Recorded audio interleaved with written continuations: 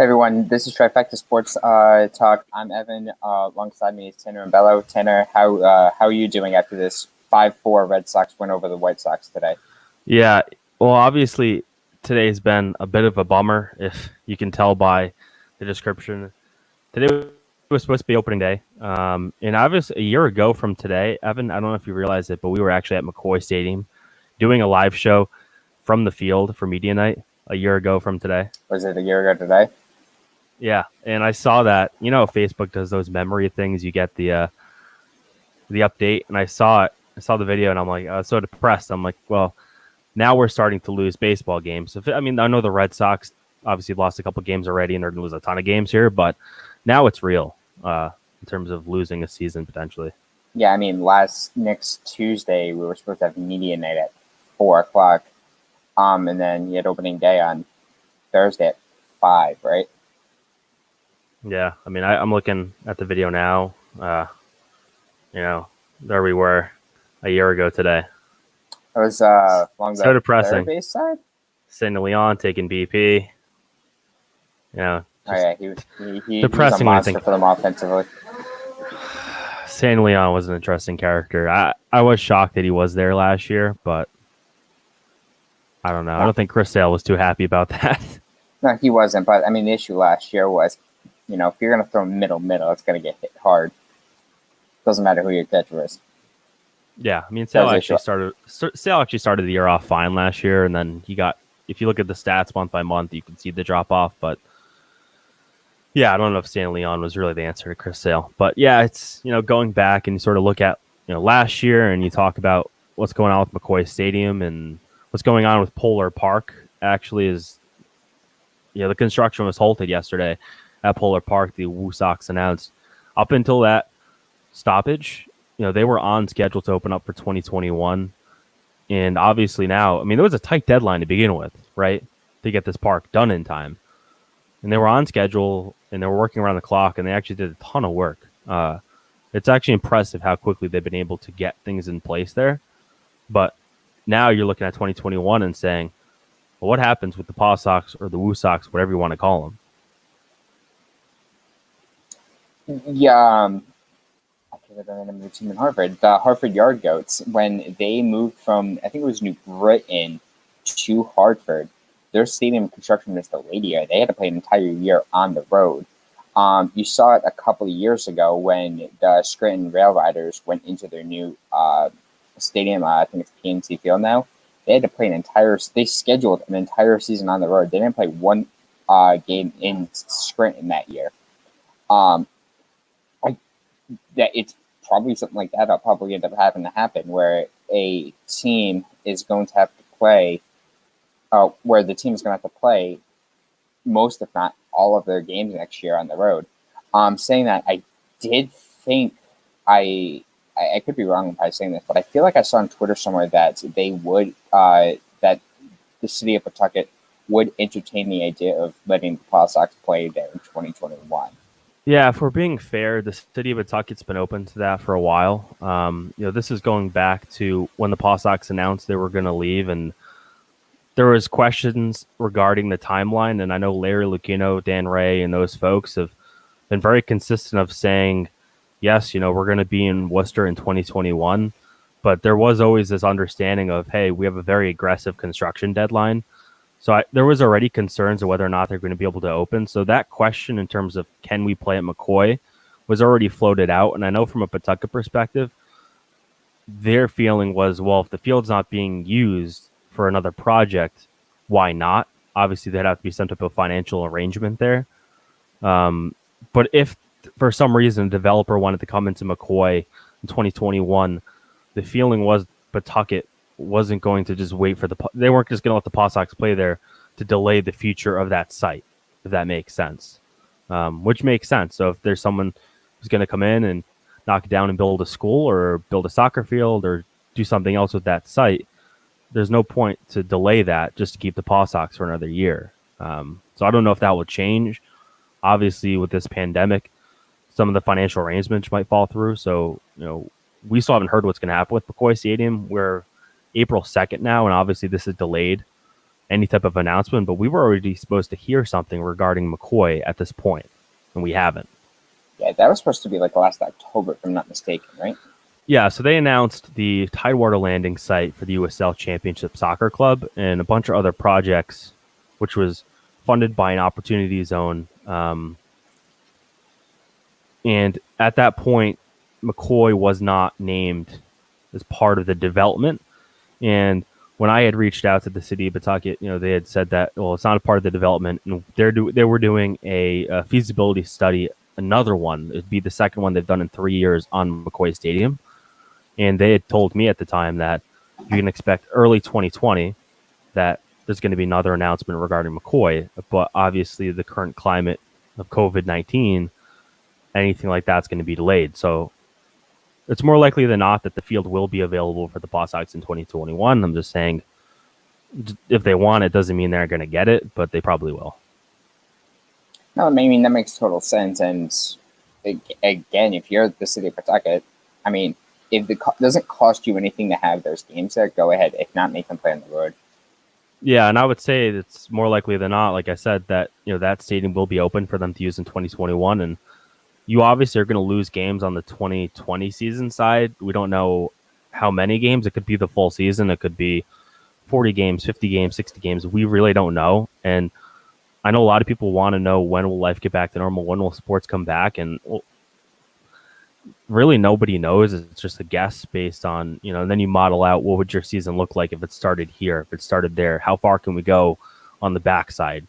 What does 2021 look like in terms of giving players enough time to come back and be successful and be healthy? So there's a lot of questions, I think, regarding McCoy and what the PawSox will do for 2020 and 2021, if we're being honest. Yeah, I mean, I can't remember what I saw the other day, but I saw somewhere out in the Twitter sphere that one of the dates that's been floating around for baseball to start back up. Obviously, nothing's going to be official until this really until we get over the curve, which should happen the next couple of weeks. But the 4th of July weekend seems to be a date that Major League Baseball has been talking about for a lot.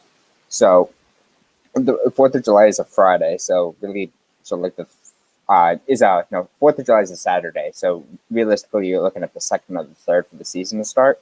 So assuming that you do start minor league baseball right then and there, you already lost 3 months of the season. So roughly you're losing at about 90 games. So anything in terms of a schedule, anything's a guess. If you're sitting in Major League Baseball headquarters, the first thing on your mind is the Major League Baseball schedule. Sure. That takes precedent. And what you do is you basically say, if we start on June 1st, we have X amount of games. July 1st, X amount of games. August 1st, X amount of games. And that's how you have to go about it. And then you work with your MLBPA partners in terms of coming to an alignment of, hey, what's feasible, what's turnaround time on spring training. And then multiple layers down, you say, all right, what's going to happen with the minor league system? And the top on your mind is going to be AAA, but based on what I'm feeling is going to happen is you're not going to field a full minor league system for 2020. Just doesn't seem feasible. I wouldn't be shocked if they cancel a lot of the teams for minor leagues and really do something different. Whether it's an extended spring training for the whole thing, I have no idea. I just wouldn't bet on AAA baseball being played this year. It could happen. I'm not trying to be negative about it, but I would just say everything's on the table. And number one, the cash cow for baseball is the major league product, and they're going to do everything they can to protect that product. So they're not going to be worried about not playing AAA baseball. Sure, but just like you just said, chances are if you're going to be playing minor league baseball, AAA will probably be the first one that they play, just because the facilities are better. They have bigger stadiums. They're able to actually draw out people. When I say people, I mean because they have, the bigger stadiums. But I mean, you're right. You still don't know when this could happen. Like, we might not be able to have a sporting event until August or September. At that point, you're not even going to have a major league season. Right, and there's certain things, too, that are going to happen before baseball comes back, in my opinion. You're going to see the Premier League is trying to do in June in England. They're trying to basically play a World Cup style or Olympic Village style of play where you have all the teams just focus in one city or one area of the country, and they're going to be isolated. There's no fans, and they'll play in sort of like this, you call it a college baseball or college style athletic field. And they're going to try to do that with the Premier League over in England in June, which is very aggressive. But apparently, the government in England is behind it because they actually think that's the first sign of opening up their economy is just getting sports back. Sure. So they're trying that in June. I know the Bundesliga, the German top flight soccer league, is also trying to do something. In the NBA, I don't know if you listen to Mark Cuban at all, but he's been saying that he's open to having a sanctuary type city where all the teams sort of hang out and play without fans and just televise it. And there's a lot of money riding on the line here. In terms of the Premier League in England, there's $900 million they'd have to pay back to their broadcasting partners if they were to cancel the season. There's roughly 90 matches left in that season. $900 million. So then you start thinking, all right, Major League Baseball, they can't afford to take a hit because their contracts are almost the same in terms of a dollar perspective. It is as big to their revenue stream. And you're talking about affecting multiple years of the product to recover in terms of budgets, cap space, and everything like that. This has a snowball effect if that revenue isn't growing year over year, which it has been. So a player like Mookie Betts, who we were saying, hey, this is a $400 million player, I don't know what he's worth right now. And I think that's scary for a lot of the players. And also it's scary for the teams as well who, are just trying to figure out, all right, what does the product look like in 5 years, especially baseball, which hasn't exactly had an upward trend. Yeah, I mean, the only thing that's been going upward in baseball has been the salaries. You're right. You don't know how teams are going to work out because to begin with, there are teams that still do lose money throughout the course of the year. I even think technically the Red Sox lost money in 2018. However, that didn't include the TV rights, which they own the TV rights. So there's a lot of teams that lose money on paper in a lot of sports, and there's a reason for it. So true. There's a monetary reason to lose money on some of these things. Sure, but yeah, if you don't have those games, you don't have the TV broadcast. If you don't have the TV broadcast, that's where you're really going to get hit. So, I mean, if you're Major League Baseball, if you can play a game in Wyoming, it might be worth it. The question is, can you get 15 games in a day in a small, tight-knit area? And that's the question. Can you feasibly do it and do it in a safe way that, if someone does come down with COVID-19, that you can isolate them without, fearing that there's going to be an outbreak amongst you? Because that's the worst thing is, if the Premier League does this thing in England in June and, 30 players come down with this, sports might be done for the year. So whatever league does this first, and it's probably the NBA, I really feel like the NBA is going to do this first. Whatever league does it first and does it right, every league is going to look at what they did and going to copy it. The exception is a league like MLS, for example, which relies so heavily on game day revenue. There are certain leagues that their national TV rights are just not a big enough percentage of their overall slice of the pie for it to be feasible to not play in front of fans. And there are certain events that have insurance rights tied to it. We saw the British Open yesterday get canceled, right? And the British Open, the reason it was canceled and not postponed is because they had a deadline from an insurance purposes. That's one of the most insured events in the world, the British Open. Is it really? Yeah, so they canceled it because they had to. Because if they waited any longer, they ran a risk of not getting all the money back. The money that got back from the insurance was more than they probably would have made on a postponement.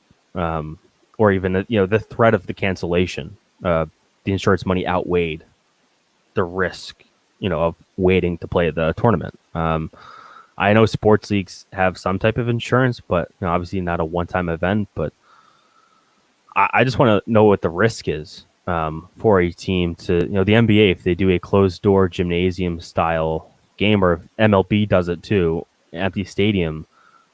What are you looking at for the minimum amount of people, and what's the risk in terms of the optics of a player getting infected, or the risk of a fan getting infected too, right? So they're going to have to rethink their policies once they reopen the gates to fans too. So there's a lot of things that have to happen legally before we even throw a ball, really. Right. And what makes it even more scary is once we stop getting new cases, you still have to wait 2 weeks to even think about reopening stuff. So say June 1st, we stop seeing cases for, a week, and then you're thinking, oh, we're fine. No, you're not. You still need to be self-isolating for another week or so to even see who's going to be out there. Yeah, in that regard, though, the Chinese Basketball Association, they had stopped their season once China shut their borders, and then China thought that they had gotten it under control, and then they reopened their borders, and now the Chinese Basketball Association is back on hold. They never restarted up, but they were getting in the process of restarting up, and then another wave hit.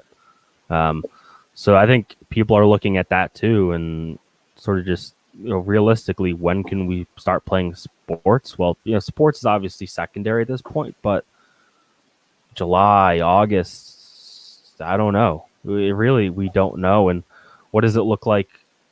Can you pack the Garden for a Celtics or Bruins game in October, November, December, or this upcoming year? I don't know. And I think that's the uncertainty revolving sports. Are we ever going to get back to that point in this year where there's fans in a stadium? I don't know. If the CDC says it's fine to open up large gatherings for that, you're right. People are going to be afraid to be able to go to these games for that exact reason. However, if the last time we had an event that was, it's not in the same stratosphere, but that was close to this, 9/11, people were afraid to fly. A lot of tourist destinations just started going way, way down with their prices, and magically people's fear of flying was gone. It changes the game for sports, though, right? Like, this isn't a destination. No, you're right. Type thing. However, the point I'm trying to make is, if you lower the prices of these tickets, you may start to see a big bump in attendance, because people aren't going to be because those fears might magically be gone. Well, you'll see TV ratings be accelerated. The people aren't going to stop watching sports. If it's on TV and you can't go to the game, you're going to watch it on TV. Sure. So that's going to happen. We'll just have to see what happens with a lot of these legislations that they're going to be passing, and rules and all these regulations. And the problem that I also see is the regionality in the cities. Certain cities and legislative bodies might have one set of rules, and then say Boston says, well, we're not going to have events we're not going to have Fenway Park open this year. We just don't feel comfortable doing it. We think it's the best thing for the city of Boston. Okay. Then you have Portland might say, you know what, we're going to open up in Portland. You know what I'm saying? Like, so you might have something where some teams can play home games and some teams can't. So how do you manipulate that too? And how do you work on the fly? Because say all of a sudden in Kansas City where the Royals play, all of a sudden it's a hot spot, and the middle of the baseball season just picked back up. So do you stop the season, or do you move? All right, we're not going to play in Kansas City. We're going to play in a ballpark in New Orleans, for example. So there's going to be a lot of fluidity, I think. And is that good for the league to be in that sort of situation where at any moment you might have to stop? Oh, absolutely not. But that goes back to, the original point. You played this at a sanctuary type city, which will probably have to end up being the case. So if there's a city that's out there, whatever it may be, that you may have to be playing there. However, you're gonna have to be looking at a lot of different things, like hotels, baseball. Well, let's also be clear. Sanctuary city does not mean a city. It means an isolated, college campus in the middle of nowhere. Right. That's when we just so people are it's not an actual city, because that's a bad idea. Right.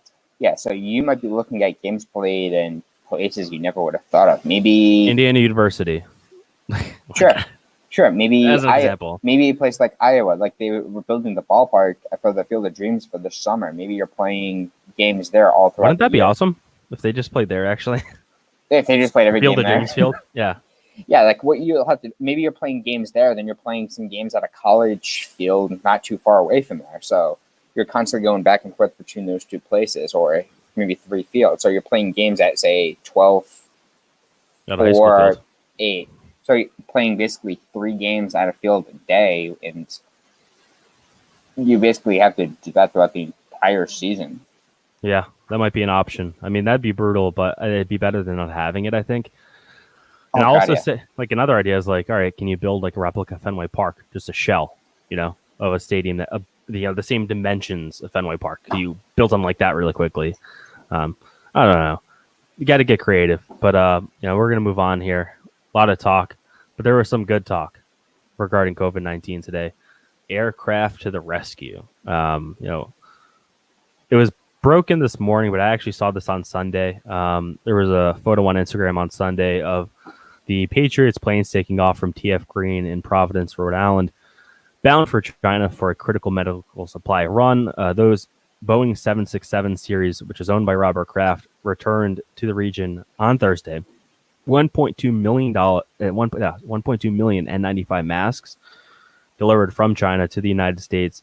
Million of the masks are going to Massachusetts, 300,000 to the state of New York, and there's another 500,000 masks to come to 1.7 million masks total. They couldn't fit it all on the plane, so that's why it's coming in a different shipment. And Robert Kraft's actually paying for half of the total cost. So that was some good news to come out of the sports world today. Shinshu Chu yesterday, some really good news as well. $1,000 to every Texas Rangers minor leaguer. That was another really good story that I saw. He's still playing, 37 years old. I'm just trying to think back. I remember him playing for the Indians 14 years ago. Yeah, I it's can't believe he's crazy. still playing. South Korean ball player. His message to the minor leaguers was just don't stop playing baseball. $1,000 goes a long way to a lot of these guys, especially when that's what 10% of what they make an entire year in baseball. Yeah, for most of these guys, that's an incredible gesture from Shinshu Chu. I know a lot of players have stepped up. We saw Drew Brees donate $5 million, I believe, to the city of Louisiana. The Boston Red Sox, $1.5 million to their game day workers. It was $1 million. They bumped it up for their Airmark employees. So you do see some good come out of this. But the Robert Kraft news is obviously it's a local story. They got a lot of national spin, especially today. But it's heartwarming to see a person like Kraft who always seems to step up, and this was a great gesture to see. No, it was, and you even got to think like he has to. You said that plane left TF Green on Sunday. It's now Thursday, and it picks it up. So basically, it took 3 days to get to China. Yeah. So here's the quote from Robert Kraft. He said, "I've never seen so much red tape in so many ways and obstacles that we had to overcome."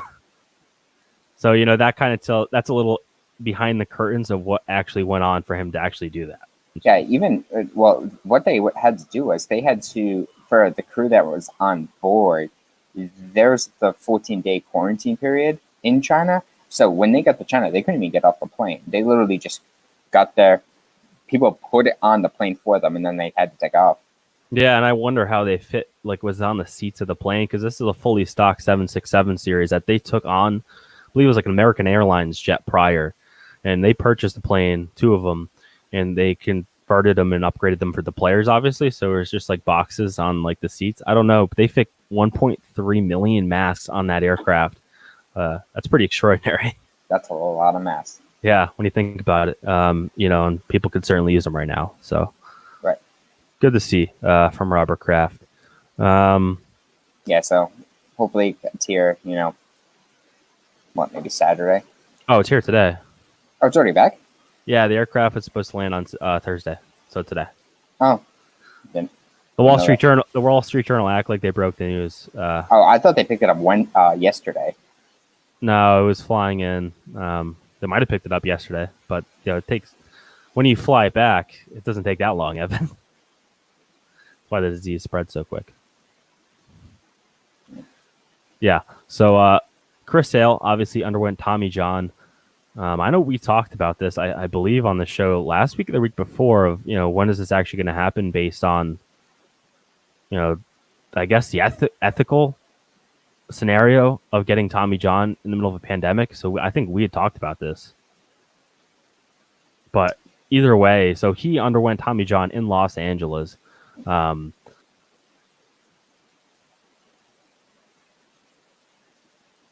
I think Tenor to do. yeah, so I'm back here. I left and I went back, and we actually got more views. So I think if I just leave the broadcast and let you take over, no. So look, this is. I think this is like a third rail type topic here. But so he underwent Tommy John, and look, it's not Chris Sale's fault. I don't know if it's really the Red Sox's fault either. But it's bad optics. It's incredibly bad optics because now you're losing your ace pitcher till mid 2021 at the earliest. Maybe you're not going to get back till 2022. But so, and if you waited any longer, like you definitely wouldn't have gotten back next year at all. But the issue that I have with it mainly is this should have been done last year. So this shouldn't even been an issue to talk about. But I would also say they did this in LA County. That's really what confuses me the most. California is at the moment when I wrote the post, it was a top 5 state in terms of being a hotspot for coronavirus. You know, they had 6,000 cases, 129 deaths. LA County itself represented about half of California's total cases. On 3/15, so this is mid-March, the LA Public Health Department recommended non-essential surgeries not occur, and you also have the U.S. Surgeon General put out that recommendation as well. It was really conservation of medical resources, PPE, and things of that nature. So I had a problem with it getting done at all. It's not Chris Sale's fault. I don't know whose fault it is, but I just think it's a really bad look from a PR perspective. I understand you have to get it done, but you did it in LA County. So Dr. Andrews is based out of Florida. You would argue he's probably the number one Tommy John doctor. He's the doctor. He wouldn't do the surgery. Want to know why? Because it was bad optics? Because they canceled elective surgeries. So I don't know. And even in the home market of Boston, I know Tufts Medical canceled elective surgery really early on in March. So even the local hospitals in Boston wouldn't perform a surgery like that. And he's a baseball player. Yeah, at that point, there's no amount of. I mean, I shouldn't say that. There's an amount of money that they could have used, but it would have been a lot of money. Yeah. But I just thought it was bad optics all around, and it could have happened in September. So right, that's the thing. The Red Sox tried to push him to try to get him use out of him for this year, but it was clearly not going to happen. So they waited too long, and then they realized, oh crap, we need that. He needs to get the surgery. This should have happened. Going back to his White Sox days, it was clear that eventually he was going to need Tommy John, and they never did it. They basically listened to Chris Sale, which, don't get me wrong, he's deserved that right at this point in his career. No. Okay, no shot. You say a player deserves a right over his medical? No, so what I mean by that is... No, hold on. You need Tommy John. He has earned the right to be able to try to convince the medical staff what to do, but... Chris Sale shouldn't be convincing the medical staff what to do. You should listen to the doctors. Sure. What's the point of having doctors on the team if Chris, you should probably get... Well, the problem is he actually went to the doctor that did the surgery and he said, I don't recommend you getting Tommy John. And some players, like David Price, was supposed to get Tommy John. He didn't because some players can work through it. You should not be listening to Chris Sale. What I mean by medical advice. What I mean by that is, say during the regular season, he's dealing with, shoulder pain. I can pitch through it, stuff like that. That's what I mean by that. So he's earned the right to be able to talk himself out of doing stuff, but that's what I meant by that. If you're, but for this surgery, the Red Sox medical staff should have made it clear, like, hey, like, you have this with your elbow. We've been talking about this for 3 years. Probably should get it now. Look, I understand it. I understand you want to pitch through it. You want to wait. You want to try to get better and see if you can work through it because you're talking about a pitcher's on the wrong side of 30, right?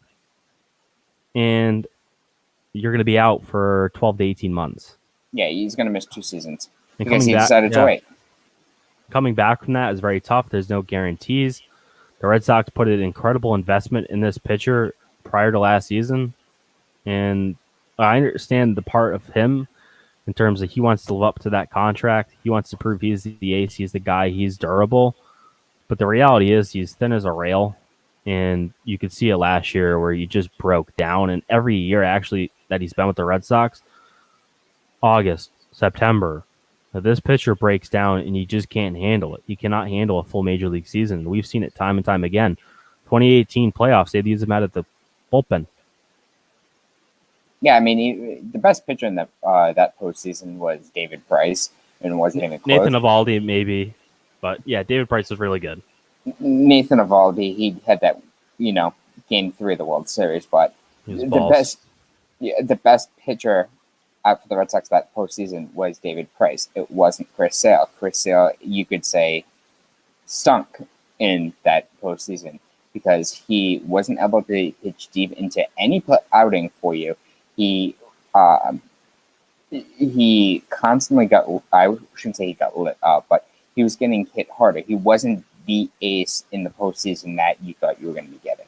4.11 ERA in 15 and a third innings, 5 games, 3 starts in the postseason in 2018 for Chris Sale. How did David Price do? That's a great question, Evan. I know for a fact right now. I think it's somewhere in the 2s. And Price was also like his whole persona changed, right? It felt like he was willing to do whatever the team needed. He was going into Cora's office saying, "Hey, I want to pitch." He had a 3.46 in 26 innings, 6 games, 5 starts, 3-1 record, 194 batting average against David Price. I don't think we're starting to get lit up. Might have been that first start against the Yankees. Aldi. This is a guy they also gave a contract after that season. Yeah, look how that's turned out for you. 1.61 ERA in 22 and a third. Can't even think it was that high. Wow. How many? He pitched out of the bullpen a lot, though. He had 2 starts, 6 games. Struck out 16 batters. That's not as much as I thought, actually. Yeah. Yeah, Chris Sale, though, like you just look at. So 2018, they gave him the contract after 2018. So if I just look at his stats, he broke down at the end of that year, right? In 2018, yeah, he went on the DL at the end of July, beginning of August, before that big Yankee series, and he was out for basically like 6 weeks, and then they had to put him through like a modified spring training during the regular season starts. So if you just look at 2017, he went from a 1.04 ERA in July into a 4.38 in August, 3.72 in September. You look at the pre-All-Star break, 2.75, post-All-Star break in 2017, 3.12. Then you could do this for last year. Last year is when you can clearly tell something went wrong with him. This post-All-Star break last year, only 40 in the third innings, but 5.36 ERA. Even before, he had a 4.04 ERA in 100 innings. So, yeah, but you can tell something was off. I mean, he had those like 8 to 10 starts where he was where he was Chris Sale, but yeah, that post All-Star break numbers are clearly unhealthily high. Yeah, definitely. And the optics of him getting Tommy John in a pandemic are really bad. I don't know if I'd hold it against him, but either way, it looks really bad, and I think the Red Sox are trying to brush it under a rug a little bit. They never announced that he had it, did he? Yeah, they put out a press release, but I don't know if they really tweeted it out kind of thing. And then they held a press conference with their senior leadership, too, after the fact, and I thought that was kind of weird. I was, they held a conference call, and I was like, I would try to not mention that he got Tommy John right now. And I would have done it, like, in the middle of nowhere. So you literally can't even argue the whole medical supply thing. It's puzzling. It's puzzling to say the least. Yeah, it was. I understand why they did it, but it had to get done. But at some point, right? Especially when you have a $30 million.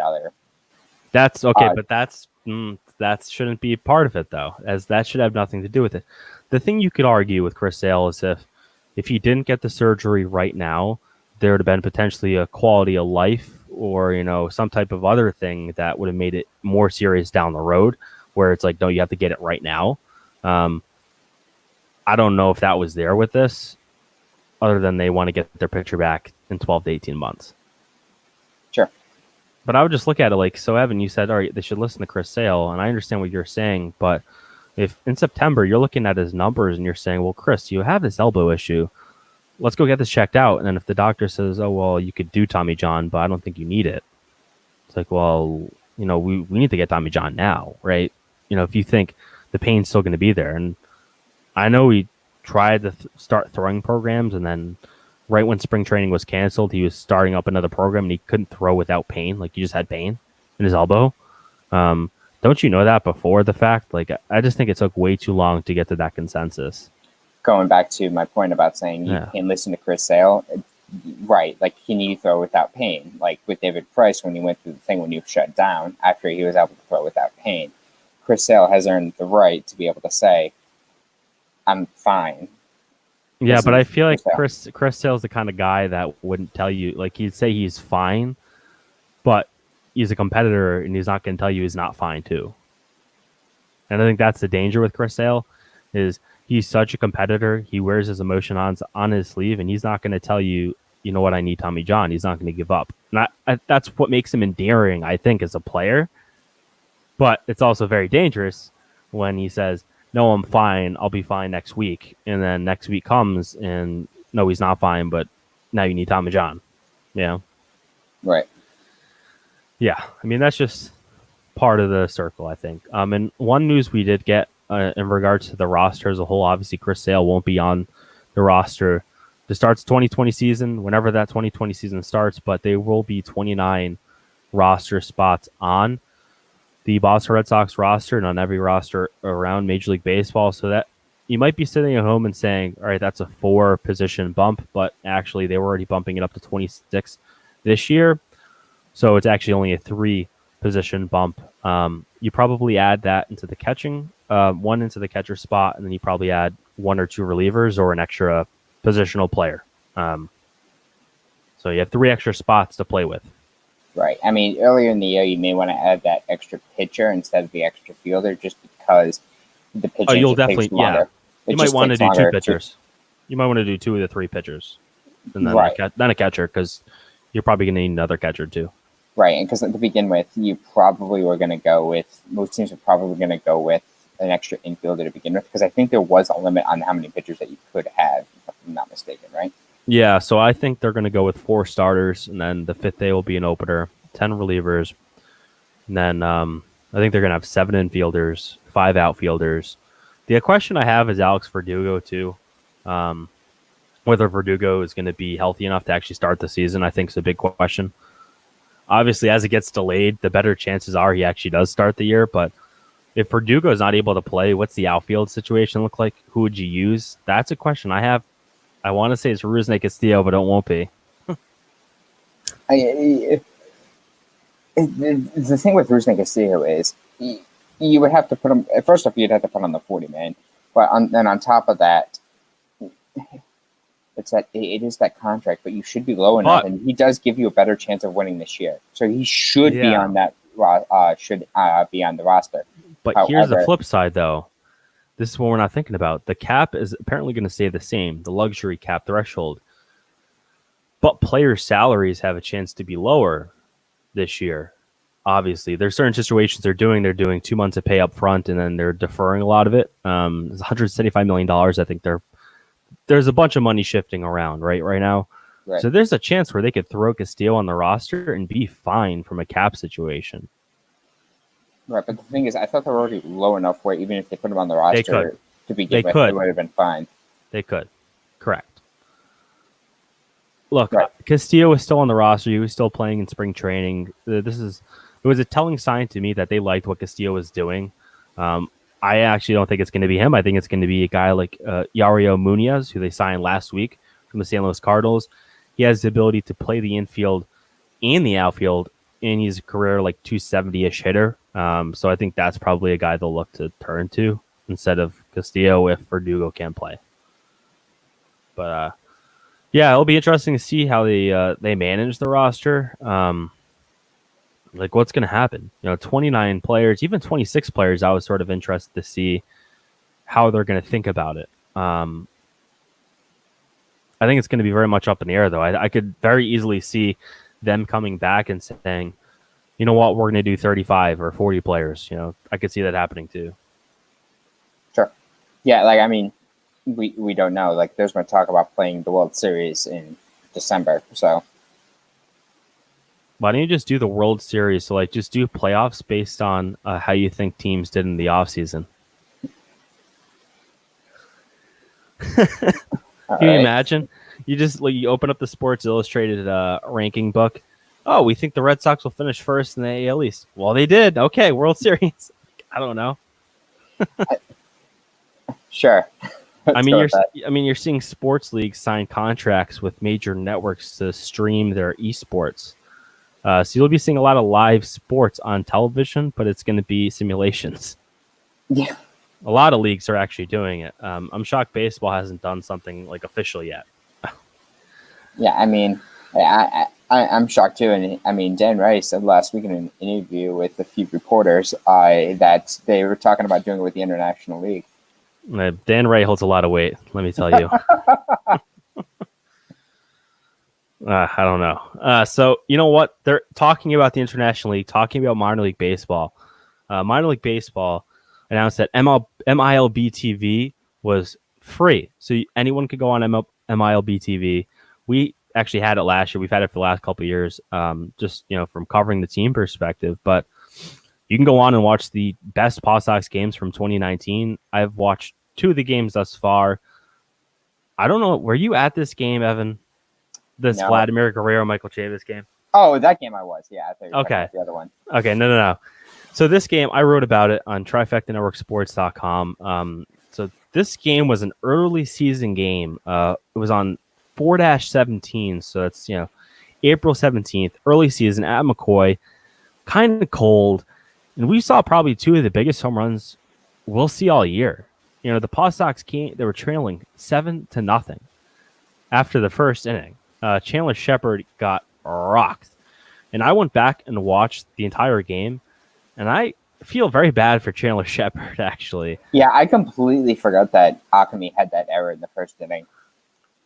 Oh, and there was another one where there was a ground ball down the first base line, and the umpire was straddling the line and did not get out of the way because the ball came right over the first base bag. And Akemi, you could see the ball got past him, and he just threw his head up in disgust because the umpire essentially blocked Akemi's path to the ball. That would have got Chandler Shepard out of the inning. In fact, if you go back to that situation, I think I remember Billy McMillan even saying this after the game, that if that ever didn't occur, they could have got that inning with 0 runs. Chandler Shepard actually pitched okay. There was just some really bad luck. Yeah, Shepard had a lot of bad luck with the PawSox last year. God, I was so glad to see that he actually pitched for the Baltimore Orioles at the major league level last year. Right. Like, it was clear the year before that he probably had a chance of making a major league team. It's just things went so bad for him with the Red Sox. He was on the 40-man roster last year. He was. Yeah, I mean, feel bad for that guy. But you're talking about a 7-run deficit. We saw Vladimir Guerrero Jr. hit an absolute blast out of McCoy Stadium. And then a couple innings later, Michael Chavis hit another massive dinger. 441 feet for Vlad Jr. And Michael Chavis hit a 434-foot blast. Honestly, watching the video and then remembering from being there in real life, Chavis's blast is more impressive. I thought it was more majestic. I thought Chavis's home run actually went farther. It didn't, according to the track man. I know it didn't, but I swear I thought it went farther. It's probably because it was more majestic, but.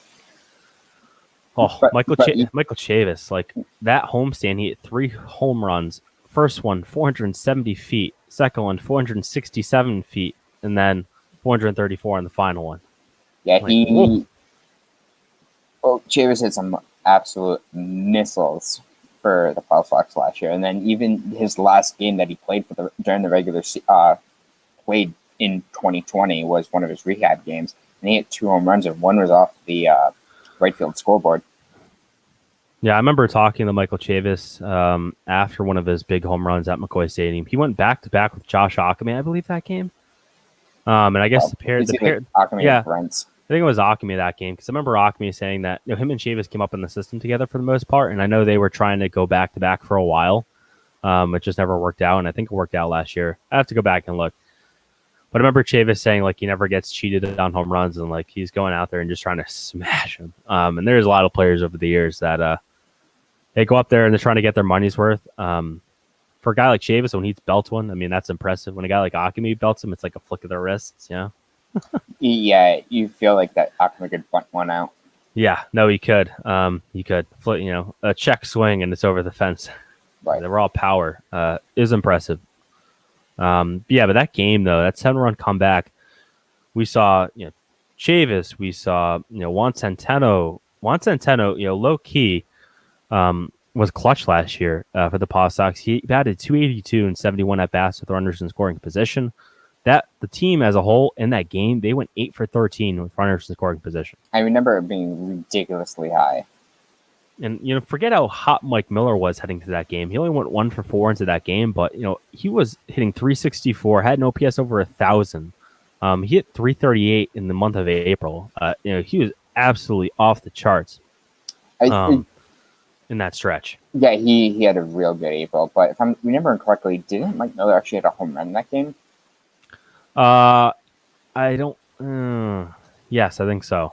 I think he did. It went like right down the left field line. Yeah, I think you're right. And you also saw Dan Runzler in that game. He came in with 2 outs, actually threw 2 in the 3rd innings of baseball, scoreless. And I remember I had quotes from like 3 different guys saying next man up, and that's certainly what it was. We saw Trevor Kelly pick up the win. That was really one of the early signs that, hey, Trevor Kelly is potentially a guy to watch out for. Ended up having a great season. And, just also that night, too, Dustin Pedroia left a game in the Bronx with an injury. So the same day the PawSox came back from 7-run deficit to win the game, Dustin Pedroia played what probably will be the final MLB game of his career. Which is kind of sad to think about because I was watching the broadcast, and Josh Mauer and I think it was Jim Crane, I want to say, they had brought up, Dustin Pedroia went down in the Bronx, and I was like, I forgot that the 2 dates coincided. Forgot about that.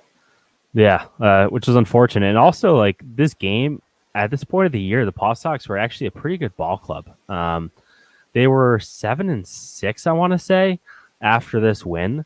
They ended up having, 59-win season, finished in last place. So at this point of the year, they were riding high, and this felt like it could have been like a momentum push, and they quickly fell apart, unfortunately. Yeah, I mean, the issue with the PawSox last year was, like, they did what they had to do on the road. The only issue was at home, they just played historically bad.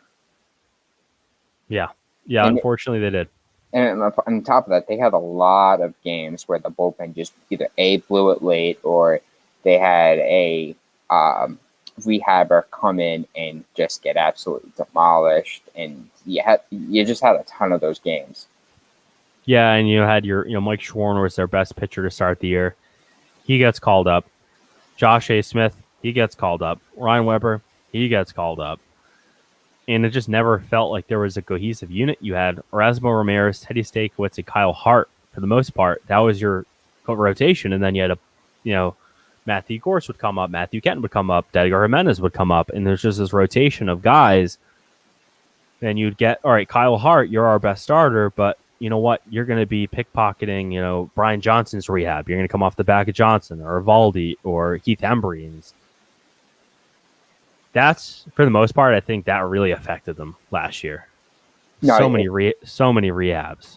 It did, and it's just you saw it. There's games where they would be coming in, like they would get blown up, and you're like, all right, what the hell? you were seeing a pretty good possible PawSox win, and it just absolutely fell apart, and you're like, well, that stunk. Yeah, and speaking of Kyle Hart too, so he had 15 starts last year, 18 total appearances. So 3 of his games came in after a rehabber had started. So in those 3 outings, 5.52 ERA. In his starts, 3.57 ERA. So his ERA difference was 0.29 for the overall how it raised his ERA. Which is, some guys just aren't meant to come out of the bullpen. I know Mike Shorin, the Red Sox found out in a very fitting way that Mike Shorin cannot be a reliever.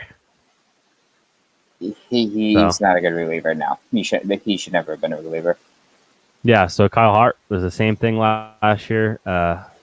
You can tell by the way he pitches that he's not meant to be a reliever, but they were forced to use him in that role. So you sort of set different guys up for advantages and some guys for disadvantages. And a lot of the rehabbers, even at the plate, didn't have a very good season. I know Brock Holt, Mitch Merlin, Steve Pierce, Dustin Pedroia, pretty much all, and even Eduardo Nunez too. Oh, that's a name. All those guys have like one game, wasn't it? Yeah, all those guys just didn't perform well at the plate either. So you're taking out players that, hey, they're hitting 250 at the AAA level, and we're going to put in Dustin Pedroia. Oh, it's great. Pedroia goes 1 for 12 or whatever it is, and it's like, wins and losses don't matter in minor league baseball, but you sort of look at last year and I feel like it just snowballed out of control for them. It definitely did, and it just made it a non-fun environment. So I actually watched another game too, and I'll watch a bunch of games. I just want to quickly hit this one. May 30th, 11:05 first pitch. Kyle Hart threw a complete game shutout in his AAA debut. Ended up having a pretty good year.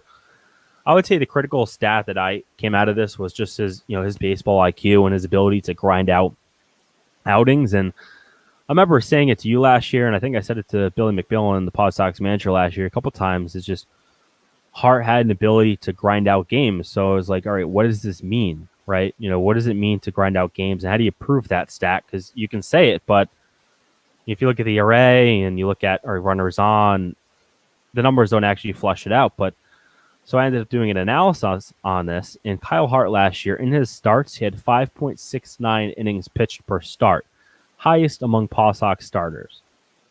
So Teddy Stankiewicz, 5.48. Josh A. Smith, 5.18 innings per start. Mike Schwarn, 5.16. Rasmus Ramirez, 5.05. Ryan Weber, 4.87. So those stats right there prove to you that Kyle Hart has an ability to just grind out games when he doesn't have his best stuff. Right, like there were so many times you would say he has absolutely nothing behind him, and you end up going 6 innings, giving up 4 runs.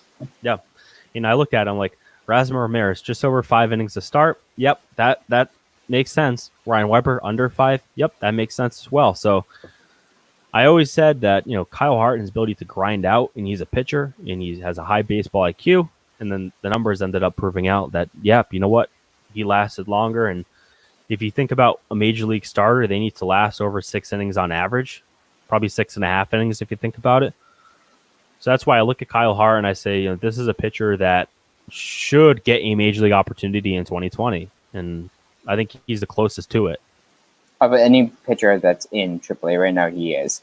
The only issue is there baseball in 2020? And does a 92-mile-an-hour top-out fastball play at the major league level? He sits around 88, hits 92 when he's really pumping it. So that's a question, but Hart has a 4-pitch mix. He has the ability to locate for strikes. He has late movement on his fastball. And he's just a smart pitcher, knows when to throw certain pitches at the right time. And he works well out of the stretch, too, which is an important aspect for any pitcher. So I'm doing the PawSox all-time roster series. I basically stopped. I stopped in a way, I guess, is the right way to say it. So my next sort of position is outfielders. I'm picking 4 outfielders. And this is actually a lot harder than I thought it was going to be for the outfielders, and I'll tell you why. There's 2 out of the 4 that are already picked, and they were picked before I did any research. You want to guess their names?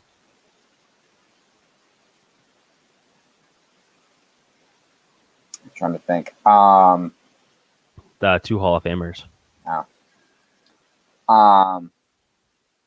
Bryson Lynn. Yeah. So 50% of the 4 already picked without doing any research. So then it's like Rusney Castillo is probably a third, right? But I'm thinking like there's probably guys out there that have had higher highs than Castillo's high. I guess that's the question. Because it's not just like, oh, Castillo played there for 4 years, averaged over 300. Okay, he's in. It's like, well, if some guy played there 1 year, hit 330, hit 30 blasts, won the Gold Glove, that's a higher high than Castillo, right? Right. So that's the question. It's taking a longer time. I think it'll come out on Monday, but I'll just quickly run through what I have thus far. And I'm sorry, I'm trying to do something here. This is gonna be a little weird for a second. Yeah. Okay, can you see it? Yeah. Okay, so this is what I have so far. This is updated 3 days ago. I've picked my starting pitching, I picked my relievers, I've picked my catchers, and I picked my entire infield as well as the DH. So I had my starting pitchers, 6 pitchers. So I did a 25-man roster: Dick Pohl, Oil Can Boyd, Bronson Arroyo, Anthony Renato, Jeff Supan, Brian Rose. So I think in our last show I went through the relievers too. But so my catchers: Ryan Lavarnway, Gary Allenson. Third base obviously has to be Wade Boggs. Shortstop: Jody Reed. Second base: Marty Barrett. First base was Jeff Bailey, and I think this was actually a fairly controversial pick. Was picking Jeff Bailey for first base over Mo Vaughn. I don't know. What are your thoughts on that one, Evan? I mean, Mo Vaughn played well, but I mean, you got to go with Jeff Bailey. Like, especially for us, like growing up, us going to PawSox games, it was guaranteed. Oh, you're going to see Jeff Bailey in the 3 spot. But Jeff Bailey, like low key, and I'll show you the stats right here on Baseball Reference. Low key, his highs were actually very high from Pawtucket. I believe it was 2008. 2008 season. 418 at bats, hit 301, 25 home runs, 75 RBIs, OPS of 967. That is high. Like, that is a very good season. That's a very good season. I know he played there for a while, so you want to say, all right, you're giving it to him because the tenure, but that year is one of the best year from any PawSox first baseman ever. You never see those type of numbers at the AAA level usually, because if you are, you're in, the major league level. But when you have, a guy like Kevin Youkilis at first base, like he wasn't going to get a shot. No, and yeah, guys like Youkilis wouldn't even be here. Dustin Pedroia, like if Pedroia played enough games with the PawSox, he'd probably be the second baseman. But you talk about the best Boston Red Sox players of all time. A lot of them actually don't play a very long time at McCoy, and there's usually a reason for that. I'd say like Wade Boggs, Jim Rice, Fred Lynn, the older players as an anomaly, but like in the last 20 years, if you're good enough, like even Varitek, like if you're good enough to play, you're going to be in Boston very quickly. I think the exception in the last 20 years is Trot Nixon maybe, but even him, like you really look at it, a lot of players don't spend a lot of time in McCoy if they're going to be very good. Yeah. So utility, Earl Snyder, could be the DH too. Honestly, he is the most home runs and RBIs in a single season in PawSox history. And then I picked Israel Alcantara as my DH, and you probably don't know who this guy is, but this is what he's most known for. This video right here.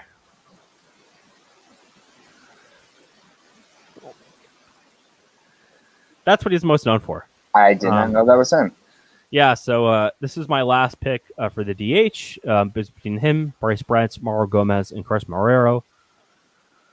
I picked him because he had an OPS of over 1,000, hit 308, 76 RBIs, 299 at-bats. Following year, came back at 297, 979 OPS, 90 RBIs, 36 home runs, tied the franchise record that was set in 1976. He won the home run championship, the All-Star, 298 career average at the PawSox.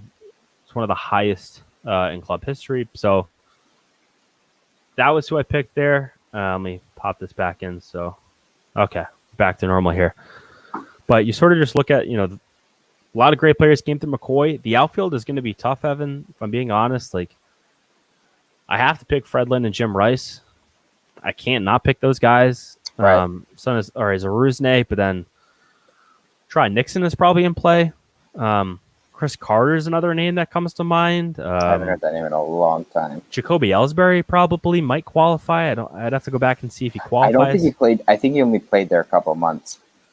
I know Jackie Bradley probably qualifies. I know he had a couple good years in Pawtucket. The question, I was gonna say the issue with him is like, he still, if I remember correctly, he still didn't hit that well at AAA. Yeah, and I would say like from the all-time roster series, it's eligibility first. So second, you hit say 300 at bats in a single season, and then it's how high was that season. It's not necessarily the tenure aspect, although tenure helps. I think there might be 10 honorable mentions for outfield. I mean, there's been a lot of really good outfielders that come through McCoy. Yeah, I mean, 2 of them are Hall of Famers. Right. I mean, the only recently, I mean, you would have to, like you said, you have to assume that Rusney Castillo would be one of those players, just because he's been playing so well. But I mean, in normal circumstance, that would never happen. But yeah, the question is how high was Castillo's high, and it's high. Let me tell you. I mean, Castillo was an all-around player. It's just, is it high enough? And does the tenure play a little bit? It probably does. So we'll just see what happens. So that'll probably come out on, I want to say Monday. We'll put the outfield, and then I'll go through the all-time managers, and then we'll start doing other PawSox like historical things, and we'll try to cover the gap that we have here. But I mean, we might have a very big time to cover in terms of content. So no one knows. Yeah, I mean, mentally, I was preparing myself for Memorial Day, and I'm thinking that's extremely optimistic right now. We can be optimistic about potentially one sporting event coming our way in the near future, and that is a pay-per-view event between Phil Mickelson and Tiger Woods, 2 professional golfers. This was an idea that I had this past weekend, honestly, and I told Evan about it. Yeah, and it's like, this is $100 million idea. And it's come to fruition at least a bit. I know Phil Mickelson on Twitter kind of teased it. There was a reporter that said that they were really considering a pay-per-view, and the fact it would probably be like a foursome where I know they mentioned Tom Brady and Peyton Manning, but those are the 2 names being floated around the pair. This feels like a realistic option to play. I don't know in the next couple of months, but it feels like this could actually happen. Yeah, I mean, it will be great TV, and anyone that even has a remote interest in sports is going to be watching this. And there's already gambling odds put out by Vegas on this, obviously. Are they really? Yeah. Well, there's nothing else to gamble on, so I would say, like, if this happened, the gambling odds on this might rival the Super Bowl, if not pass the Super Bowl. I would completely agree. Oh, I mean, off the charts. And then we'll end the show talking back, bringing it full circle, talking about the New England Patriots. We got some pretty shocking news. I was shocked by it. Cody Kessler was released yesterday. Were you shocked by this news, Evan? I figured if you were going to get rid of one of the QBs, it would have been Kessler. But I mean, I was caught a little bit off guard. I was thinking if they were going to do something like that, it would have been closer to the draft, just because in the draft, that's when you have a chance to, drop someone. And I thought if they're going to bring in somebody else, it would have been, during, something that way. Yeah. Personally, I was thinking, well, Cody Kessler, they signed this guy last year. They released Kessler at some point early in the season. Then they brought him back. So there was a clear affection for Kessler, and I know he did a very good job on the practice squad last year.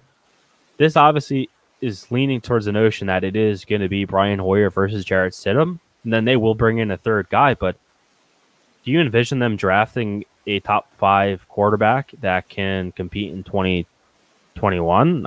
I don't know if they compete next season. I don't know if that can happen. Like, I don't think Belichick would do that, if that makes sense. I agree. The only thing I can possibly think of is if you have a chance to get, like, Tua. But even then, I don't think that is even going to have a chance to happen. But say they draft the top 3 quarterback in the draft, top 5 quarterback in the draft. I still think the way Belichick thinks, they'll come off the bench. They'll have to fight, and then they'll be the next guy up, maybe. Yeah. Maybe Hoyer loses out to a rookie quarterback. I don't know. Yeah, happened last year.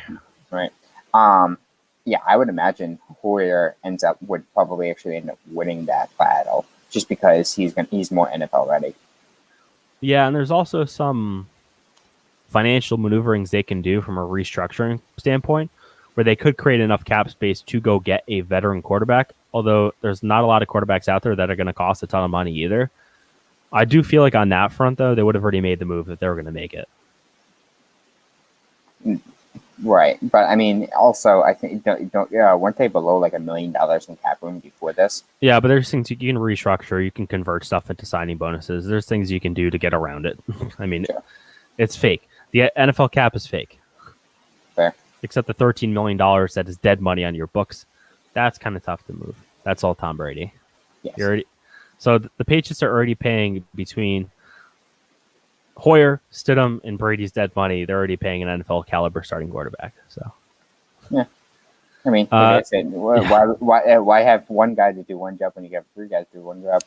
Yeah, and I was also shocked though with Kessler.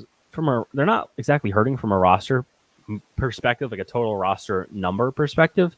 So why wouldn't you keep Kessler and then have 4 quarterbacks for the moment? If you do end up getting through the draft, like what was the point? I think in releasing Kessler, you cut him at any time, really.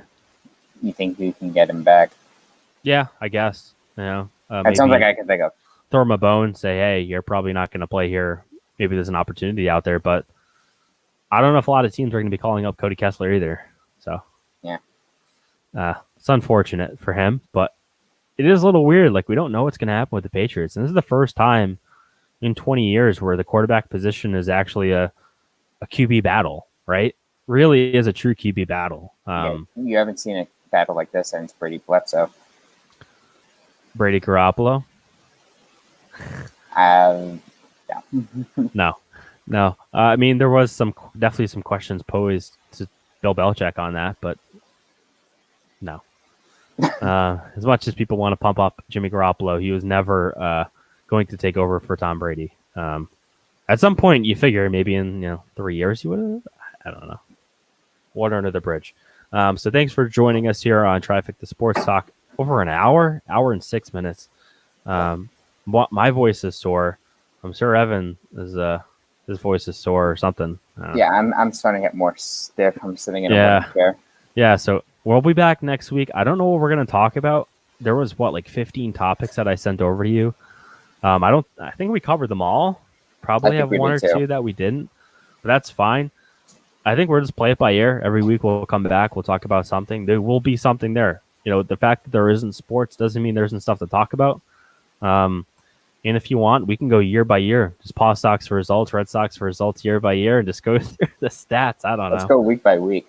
Week by week, game by game. We'll just break down the box scores for every game from last year, last 3 years. Yeah, you can do that too. I could do that. So there's always ideas out there. They might be a little dull, but there might be some insider stories we can tell that we wouldn't typically tell. So come on, you don't want to talk about the third week in May 2017? I think that was the week we started actually covering them. Yeah, probably not. I mean, there's been some of the stories over the years. You wouldn't believe it.